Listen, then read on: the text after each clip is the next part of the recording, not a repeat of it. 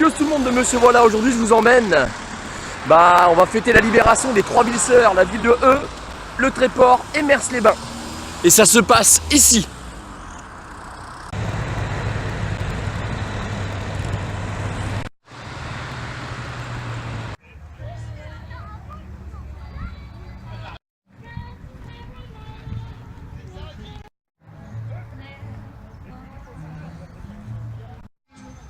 Donc il faut savoir quelque chose, donc rapproche-toi de la caméra. Donc la première guerre mondiale, donc il faut savoir qu'il y a eu ce qu'on appelle la grande bataille de la Somme, une première grande bataille de matériel. Donc c'est là où les pays faisaient des démonstrations, il y avait les chars, il y avait vraiment du matos, il y avait ce qu'il fallait, c'était la première. Et il faut savoir que Adolf Hitler, il a été blessé chez nous, dans la Somme. Bon là on est à cheval entre la Normandie et la Somme. Et il a été rapatrié en wagon sanitaire. Donc c'est un gars de chez nous de la Somme qui a failli éclater ce mec là, faut le savoir.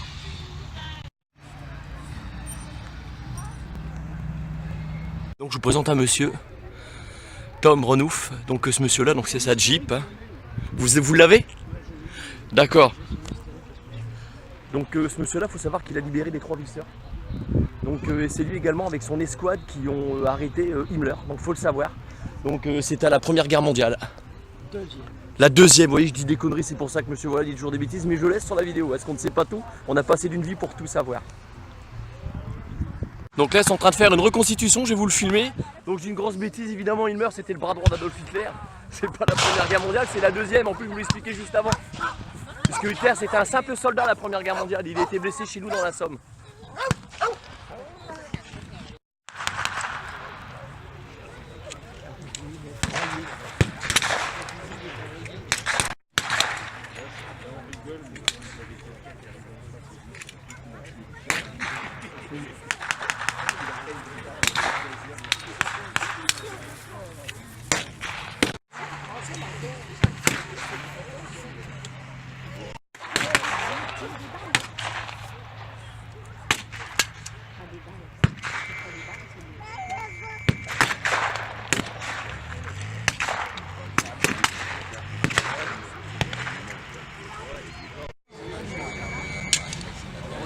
Asseyez-vous les mecs.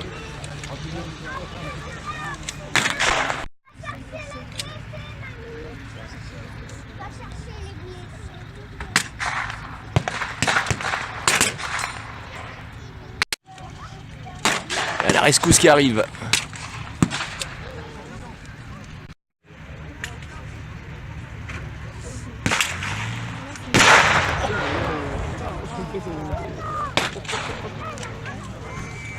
Donc je rassure tout de suite mes abonnés, c'est pas des balles réelles, non plus là.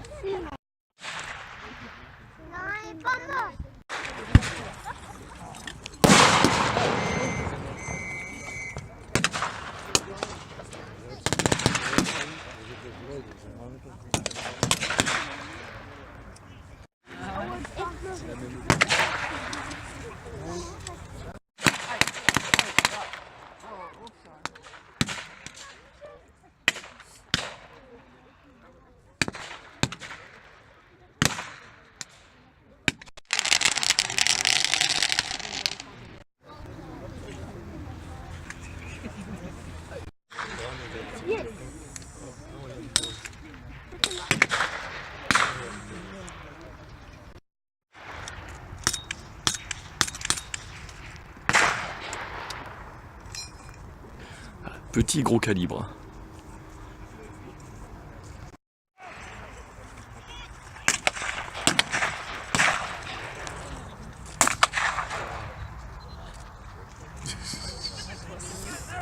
Prise de l'ennemi.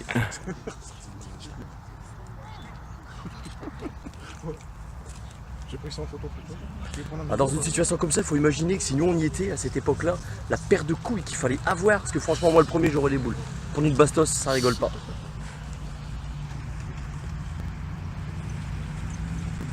Fallait être courageux.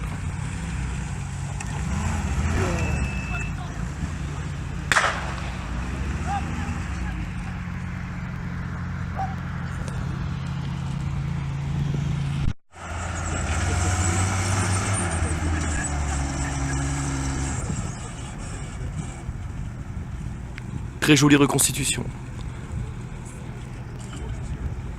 Enfin joli, c'est un bien grand mot.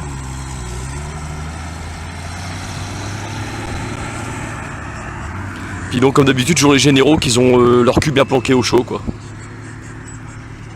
Donc honneur au général et jamais le soldat, c'est toujours comme ça.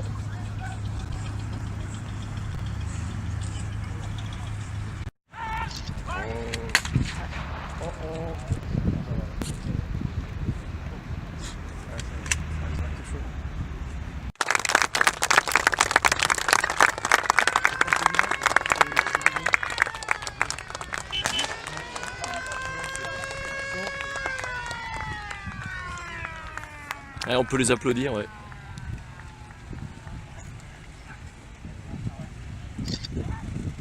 Là, maintenant, je vous emmène sur les campements, les reconstitutions, les chars, enfin, je vais vous montrer ce que je peux vous montrer, je vous en montrer un maximum, et je vais faire de mon mieux en essayant de ne pas sortir des bêtises comme à l'habitude. Ça, c'est une reconstitution de tranchée. Mitrailleuse lourde, je suppose. Il y a des bastos. C'est du costaud. Sur mon bazooka, puis vous l'avez là. Là je suis arrivé en dessous. Ça devait pas être marrant quand il y avait une météo exécrable, imaginez, les pauvres.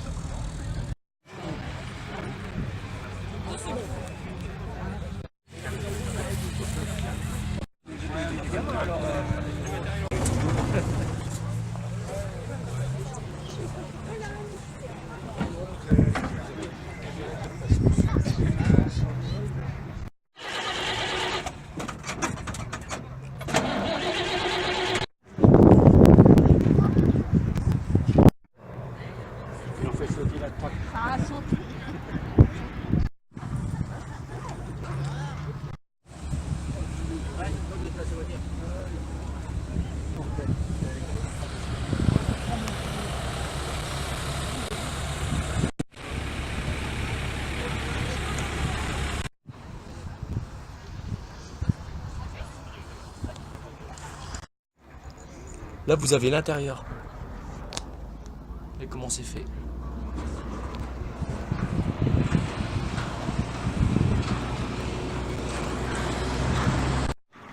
Et là c'est l'épaisseur, là vous voyez. C'est du costaud hein. Donc là faut savoir qu'ils sont en tenue de parade. Voilà. Ils sont en reconstitution d'un mariage je pense.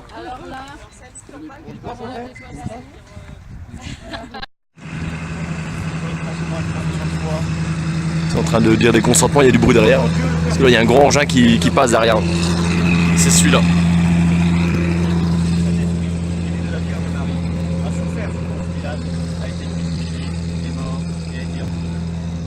La grandeur de l'amour humain et du mariage. Vous allez vous engager l'un envers l'autre dans le mariage. Est-ce librement et sans contrainte? Accueillir les enfants que Dieu vous donnera et à les éduquer selon l'évangile du Christ et dans la voie de l'Église. Oui. Donnez-vous la main et échangez vos consentements. Devant tous ceux qui sont ici réunis, en présence de Dieu et de son Église. Et vous avez déjà vos consentements. Es-tu prêt à recevoir Corinne comme épouse? Promets-tu de lui rester fidèle dans le bonheur et dans les épreuves, dans la santé et la maladie, pour l'aimer tous les jours de ta vie? Oui. Toi, Corinne, es-tu prête à recevoir Damien, ici présent comme époux? Promets-tu de lui rester fidèle dans le bonheur et dans les épreuves, dans la santé et la maladie, pour l'aimer tous les jours de ta vie? Oui. Lourd suspense, mes enfants. Que le Dieu d'Abraham, d'Isaac et de Jacob, le Dieu qui a uni nos premiers parents dans le paradis, pour eux signe de fidélité, qu'elle soit aussi le rappel de leur tendresse. Amen. Amen. Prions le Seigneur pour ces nouveaux époux, Corinne et Damien, qui s'approchent de l'autel pour les marier. C'est un plaisir pour moi, mon fils.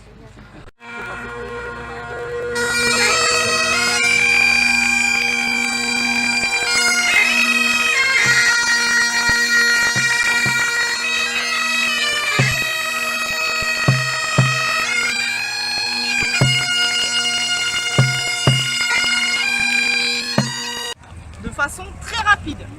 C'est obligatoire. On n'a Oui. pas le temps de se Et permettre donc c'est d'attendre. sur le champ de Par bataille. exemple, tout ça, tout ce que vous avez là, tout se range là-dedans. Je replie mon étagère et je la mets dans cette Dans la malle. malle. D'accord. Ici, avec tous mes pansements, je replie tout, je mets dans les casiers, j'abaisse ça, tout rentre dans cette malle. Jeep moteur. Donc là on a un ancêtre de la télécommunication et de la CB également. Là, on est en plein dedans là. La télécommunication, on est en plein dedans. Enfin, télé c'est un bien grand mot. Communication.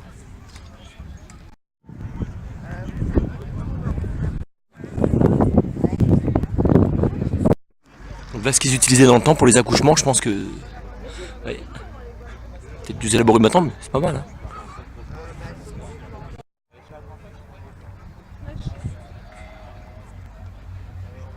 En fait, les amis. D'accord, là on a une mitrailleuse légère, donc 11 kg à vide. 11 kg 6 à vide. C'est lourd, hein. Fallait la porter. Et ça tirait quel calibre? La 792. La 7,92. 1200 coups minutes. 1200 coups. Oh, c'est énorme. Hein. Voire 1500 coups minutes avec les munitions des munitions plus spécialisées. D'accord. Donc là vous avez deviné, je pense que si je dis pas de bêtises, eh ouais, sorte de longue vue je pense. J'espère que je dis pas de conneries, j'en sors tellement de bêtises.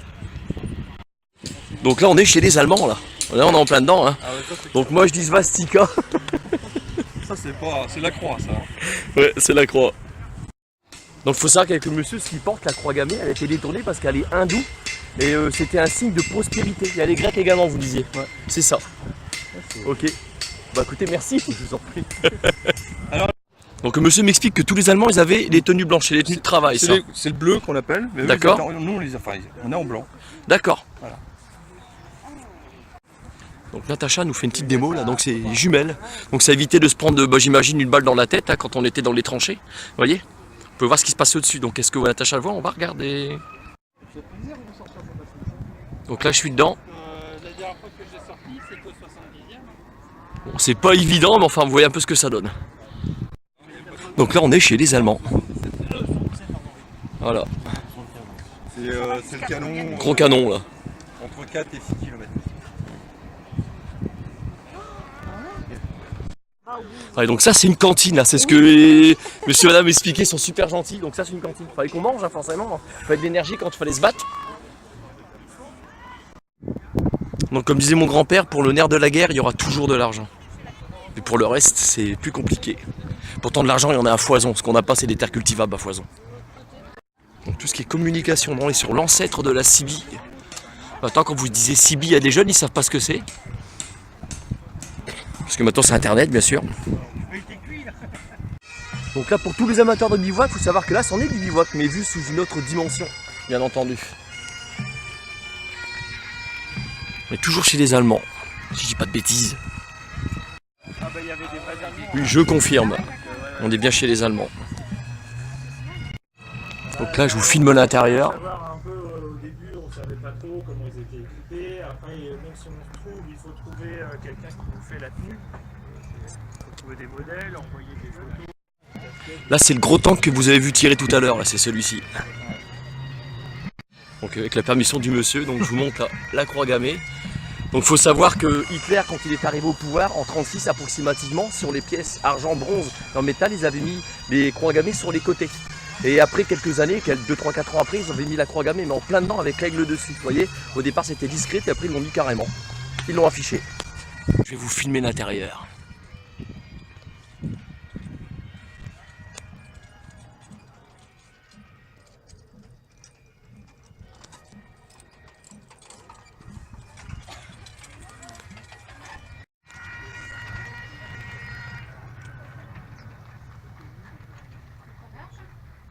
Bon, vous imaginez que je fais comme je peux là. Hein. Donc là, le drapeau, vous l'avez deviné, on est côté anglais. Donc voilà, là on y est. Donc il faut savoir que chaque pays a sa part d'obscurité, que ce soit la France, que ce soit les Anglais, que ce soit plein de pays. Par exemple, les Anglais avaient colonisé l'Inde, donc un très grand homme à qui je rendrai hommage, donc Mahatma Gandhi. Donc il s'est battu pour son pays pacifiquement pour arriver à rendre le pays, enfin récupérer son pays quoi, voilà. Et puis comme nous, les Français, on avait colonisé d'autres pays, et ainsi de suite, comme encore aujourd'hui. Donc pour Hitler, il fallait savoir que lui, il expliquait que coloniser un pays, c'était pas intéressant. Lui, il avait cette vision-là, je vais vous l'expliquer. Lui disait qu'il fallait tuer toutes les personnes, ça allait faire un génocide dans le pays pour s'en accaparer. Parce qu'un jour ou l'autre, les gens qui habitaient dans leur pays, qui étaient colonisés, finiraient par se révolter. Et ce qui est tout à fait normal et tout à leur honneur. Je comprends. Donc là, on est chez les Français. Moi, ce que j'aurais aimé pour clore ce que je vous expliquais là, juste avant, ça serait bien, c'est que chaque pays du monde soit main dans la main, qu'on soit là pour s'aider plutôt que de s'entretuer. C'est bien dommage.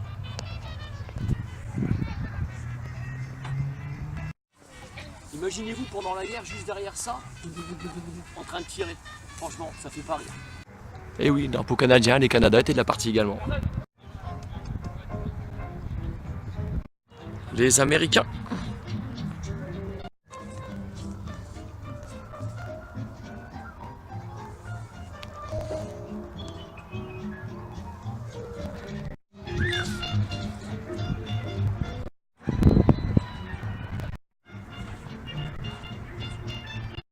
Donc un engin comme ça, il a un réservoir de 254 litres d'essence et vitesse maximum 80 et quelques km/h approximativement.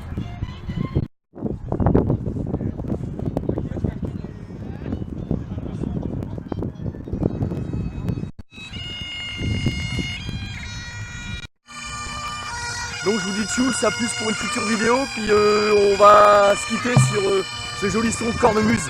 C'est magnifique, c'est parti.